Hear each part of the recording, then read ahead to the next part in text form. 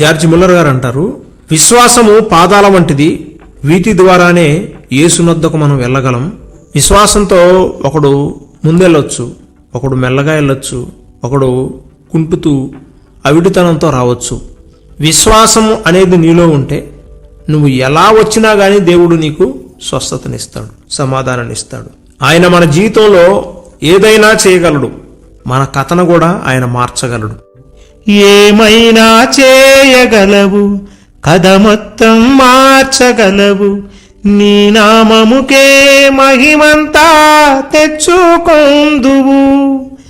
ఏమైనా చేయగలవు, కథ మొత్తం మార్చగలవు, నీ నామముకే మహిమంతా తెచ్చుకొందువు. యేసయ్యా యేసయ్యా, నీకే సాధ్యము. ఒకరోజు అబ్రహాము గారి యొక్క తండ్రి గారు తెరాహు గారు అబ్రహామును పిలిచి విగ్రహాలకి నైవేద్యం పెట్టి రాపో అని అన్నాడు. అప్పుడు అబ్రహాం గారు విగ్రహాల దగ్గరికి వెళ్ళి వాటికి నైవేద్యం పెట్టాడు. నైవేద్యం పెట్టి తినండి తినండి అని ప్రతి విగ్రహం దగ్గరికి వెళ్ళి బ్రతిమాలాడు. అయితే ఏ విగ్రహం కూడా ఆ నైవేద్యాన్ని స్వీకరించకపోవడం చూసి, అదేంటి ఇంత కష్టపడి నైవేద్యం తయారు చేసి దేవుళ్ళకు పెడుతుంటే ఒక్క దేవుడు కూడా స్వీకరించడం లేదే అని అతను బాధపడ్డాడు, బతిమాలుకున్నాడు, వర్షిప్ చేశాడు. ఎన్ని రకాలుగా ప్రయత్నం చేస్తున్నా ఒక్క విగ్రహం కూడా ఆ నైవేద్యాన్ని తినటం అతను చూడలేదు. కోపగించుకొని ప్రతి విగ్రహాన్ని కూడా పగలగొట్టేశాడు. పగలగొట్టేసి తండ్రి దగ్గరికి వెళ్ళాడు. తండ్రి దగ్గరికి వెళ్ళినప్పుడు తండ్రి అడిగాడు, నాయనా, మన దేవుళ్లకు విగ్రహాలకు నైవేద్యం పెట్టావా అని అడిగాడు. పెట్టాను కానీ నాయనా, ఒక్క విగ్రహం కూడా, ఒక్క దేవుడు కూడా ఆ నైవేద్యాన్ని స్వీకరించలేదు. పైగా అదేంటి నాయనా, ఆ విగ్రహాలు ఒకదాన్ని ఒకటి కొట్టుకొని కింద పడిపోయాయి, పగిలిపోయాయి, ఇదేంటి నాయనా అని అడిగాడు. అప్పుడు తండ్రి అన్నాడు, నేను చిన్నప్పటి నుంచి ఆ విగ్రహాలకు నైవేద్యం పెడుతున్నాను, ఒక్క విగ్రహం కూడా కొట్టుకోవడం నేను చూడలేదే, ఇది చాలా విచిత్రంగా ఉంది నాయనా అని అన్నాడట. అప్పుడు అబ్రహాం అన్నాడు, కదా తండ్రి, విగ్రహాలు కళ్ళుండి చూడవు, నోరుండి మాట్లాడవు, చెవి నుండి వినవు కదా, అవి నోరు లేని విగ్రహాలు కదా, అవి ఎలా ఈ యొక్క నైవేద్యాన్ని స్వీకరిస్తాయి అని పెట్టమని చెప్పావు కదా నాయనా అని అన్నాడట. ఆ రోజు నుండి అబ్రహాము కథ మారిపోయింది. ఎప్పుడైతే నిజదేవుణ్ణి అన్వేషించాలని అనుకున్నాడో అప్పుడు దేవుడు అబ్రహాముతో మాట్లాడాడు. Have you got my point?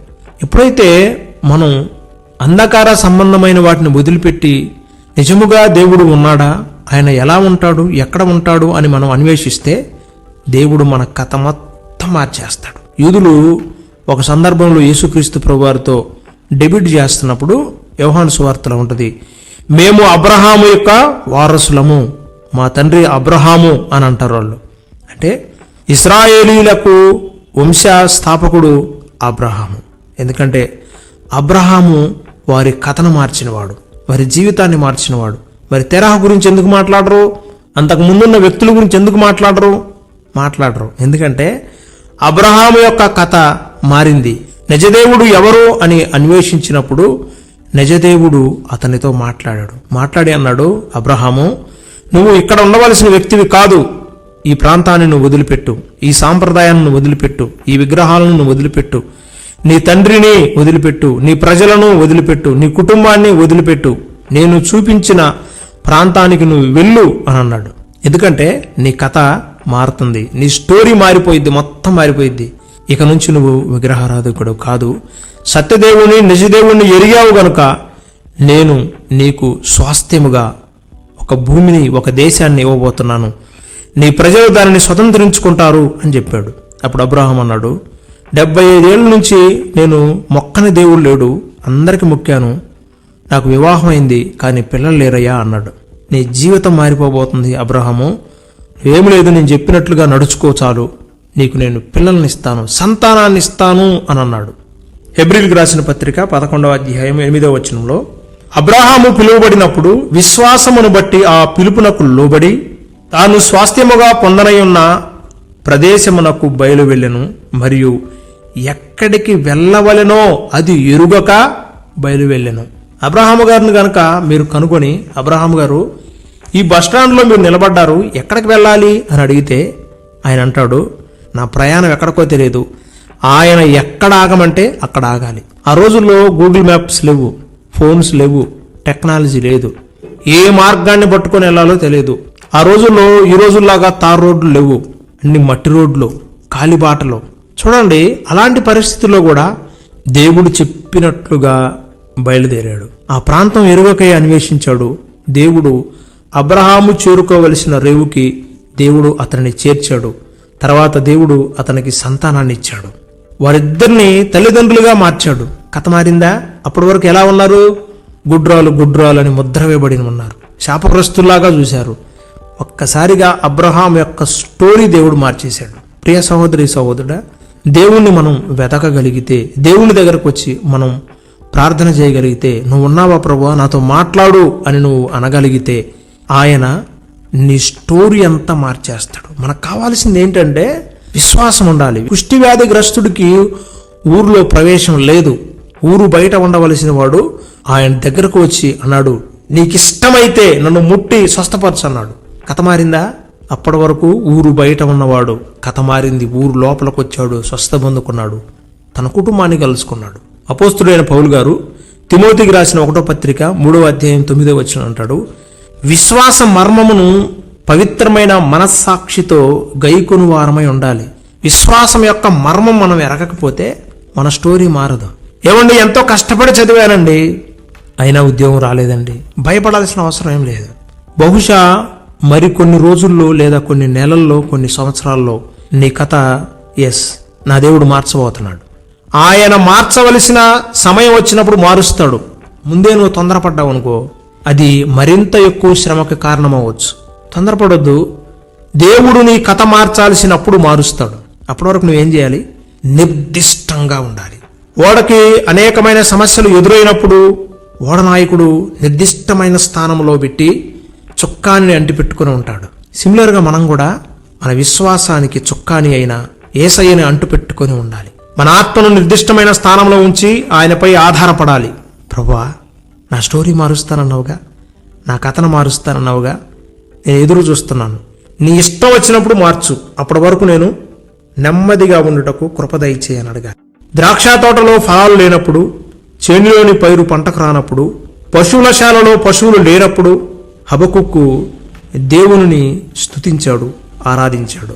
అతను దేవుని యందు విశ్వాసం ఉంచాడు గనుక సంతోషించాడు. తనకు తెలుసు తన ద్రాక్ష తోట యొక్క కథను మొత్తం ఆయన మార్చగలడు, తన పశువుల శాల యొక్క కథను ఆయన మార్చగలడు, పైరు యొక్క కథను ఆయన మార్చగలడు. ధైర్యంతో నిండిన విశ్వాసమే అతన్ని అన్ని కాలాల్లో లేదా అన్ని యుగాల్లో ఒక గొప్ప ప్రవక్తను చేసింది. మోషే గారు అనుకున్నాడు, నేను యుద్ధ ప్రవీణ్ణే గాని నాలక మందం, మాటలు రావు, నత్తోండి కదా, ఈ మిథ్యాను అరణ్యమే నా కథకు పులి స్టాప్ పడే ప్రాంతం అని అనుకున్నాడు. అద్భుతం. ఎక్కడైతే పులి స్టాప్ పడిద్ది అనుకున్నాడో అక్కడే దేవుడు అతనికి ప్రత్యక్షమయ్యాడు. అగ్ని మండుతుంది కానీ పొద కాలిపోలేదు. దేవుడు అక్కడి నుంచి ప్రత్యక్షతనిచ్చి మళ్ళీ మోషే కథ కొనసాగింపు ఇచ్చాడు. అసలు మోషేలో నాయకత్వ లక్షణాలే లేవు. ఏదో గొర్రెలు కాచుకునేవాడు. విమోచకుడుగా, ఇశ్రాయేలులకు విమోచకుడుగా ఉంచాడు, ఫరోకి దేవుడుగా ఉంచాడు. ఎంత గొప్ప దేవుడు అండి. హృతం అనుకుంది, ఇక ఈ మోయాబు దేశంలో నా కథ అయిపోయింది, పులి స్టాప్ పడింది, అయిపోయింది, నా బ్రతుకు కాలం అంతా విధవరాలు విధవరాలు విధవరాలు అనిపించుకోవాల్సిందే. ఎంత గొప్ప దేవుడు అండి. విశ్వాసంతో ఆమె బెత్లెహేముకు వస్తే దేవుడు ఆమె కథ మొత్తం మార్చేశాడు. విధవరాలను వివాహం చేసుకోవాలంటే 1కి 10 సార్లు ఆలోచిస్తారు. ఏం చేసిందో, ఏ శాపగ్రస్తురాలో ఏమే. అందుకే చిన్న వయసులోనే భర్తను పోగొట్టుకుంది, భర్తను బలి తీసుకుందంటారు. అద్భుతం ఏంటో తెలుసా నా దేవుడు? రూతమ్మ కథ మొత్తం మార్చేశాడండి. బోయాజుకి ఇచ్చి వివాహం చేశాడు. ఏ పొలాల్లో అయితే పరిగ ఏరుకుందో, పరిగ ఏరుకున్న ఆ తల్లి ఆ పొలాలకు యజమానురాలుగా చేశాడు దేవుడు. కథ మారిందా? అద్భుతం. ఆమె కథ మారటం మాత్రమే కాదు, ఆమెను దేవుడట యేసుక్రీస్తు వంశావళిలో చేర్చాడు. నా ప్రియ సహోదరి సహోదరుడు, నీ కథ కూడా దేవుడు మారుస్తాడు. నా బ్రతికింతే నేను గొడ్రాలని, నా బ్రతికినంతకాలం అందరూ గొడ్రాలు గొడ్రాలు గొడ్రాలని ముద్ర వేస్తున్నారు, ఇక నా బ్రతుకుకు పురుష్టా పడిందేమో అనుకున్నది. పరుగు పరుగున షిలోహు మందిరంలోకి ప్రవేశించింది, ఏడ్చింది, విశ్వాసంతో నమ్మింది. ప్రభువా, నీవు నాకు కార్యము చేయగలవు. ఏడ్చి గోజాడి ప్రభు సన్నిధిలో తన హృదయం అంతా కుమ్మరించింది. విశ్వాసముతో దేవుడిచ్చిన వాగ్దానాన్ని నమ్మింది. ఇంటికెళ్ళింది, శుభ్రంగా తిన్నది. ఆ సంవత్సరమే గర్భవతి అయింది. అసలు పిల్లలే పుట్టరని డాక్టర్లు సర్టిఫై చేస్తే అద్భుతంగా 6 సంతానాన్ని ఇచ్చాడు. సమూయేలు తర్వాత మళ్ళీ ఒక 5 పుట్టారు. ఎంత అద్భుతం! కథ మారిద్ది, నీ కథ కూడా మారిద్ది. మా బ్రతుకులు ఇంతే, ఇక మేము పిరికి వాళ్ళకే బ్రతకాలి, కనీసం మా చుట్టుపక్కలతో కూడా మాట్లాడాలంటే భయం, ఎవరు ఏం చేస్తారో అన్న భయంగా బ్రతికారు.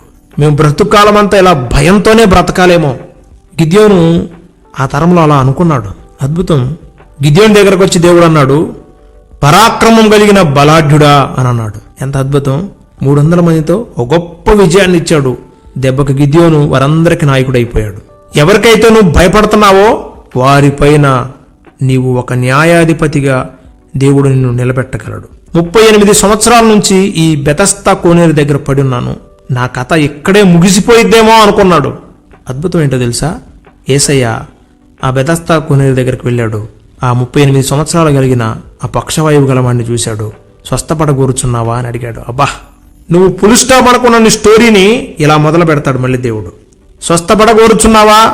అవునయ్యా, అయితే నీ పరుపెత్తుకొని వెళ్ళిపో అన్నాడు. ఎంత గొప్ప విశేషం కదా! నీ కథ అలానే మారుస్తాడు.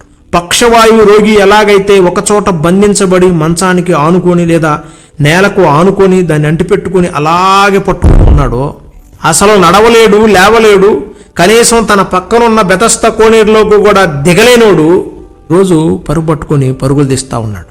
What a story! దేవుడు కథ మొత్తం మార్చేశాడు.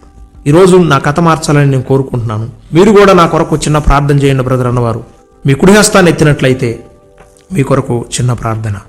మహాపరిశుద్ధుడైన తండ్రి, మహాగణుడు అయిన రాజా, విశ్వాసమునకు కర్త, దాన్ని కొనసాగించు దేవుడా, విశ్వాసం యొక్క మర్మాన్ని గైకుంటూ మేము ముందుకు సాగాలి. విశ్వాసంతో మేము పరుగులు పెడుతూ వచ్చినా, మెల్లగా వచ్చినా, కుంటుకుంటూ వచ్చినా, వణుకుతూ వచ్చినా నువ్వు కార్యాలు చేసే దేవుడవు. ఆ మర్మం మాత్రం మేము వెరగాలి.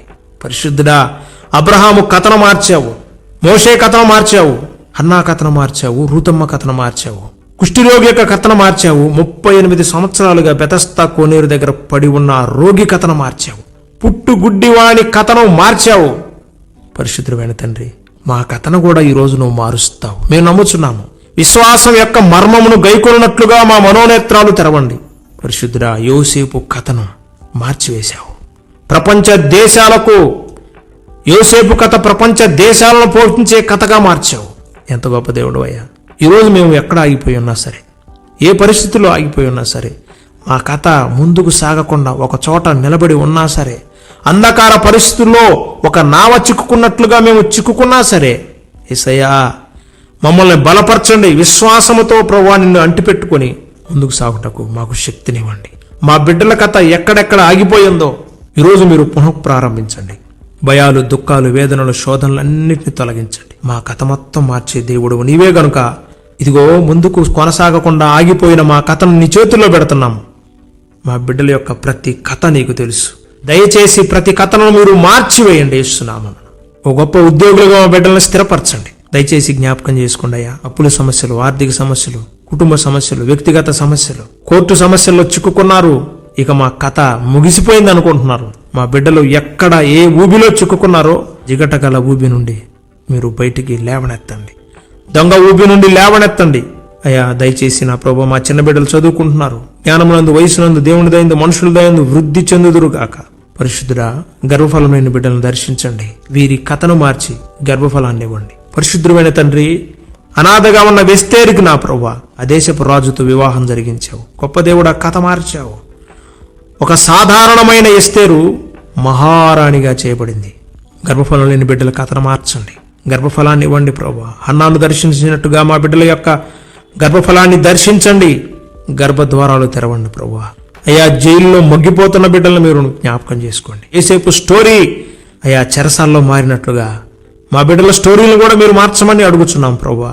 పరిశుద్ధమైన తండ్రి, ఎక్కడెక్కడ మా బిడ్డలు ఆగిపోయి ఉన్నారో మా బిడ్డల కథలు మార్చండి ప్రభువా. స్టోరీ మార్చండి, భవిష్యత్తును మార్చండి. నీ కృపాహస్తాలకు నాయన మేము అప్పచెప్పుకుంటున్నాం. విశ్వాసం యొక్క మర్మం గురించి ఈరోజు మాతో మాట్లాడావు. మా బిడ్డలు ఎక్కడ ఆగిపోయారో అక్కడ కొనసాగింపు ఇచ్చే గొప్ప దేవుడవు ప్రభువా. రక్షణ మారు మనసు లేని బిడ్డల యొక్క కథలు కూడా మీరు మార్చండి, రక్షణలోకి తీసుకురండి. రక్షణలో ఉండి కూడా ప్రభువా భ్రమలో బ్రతుకుతున్న బిడ్డలున్నారు.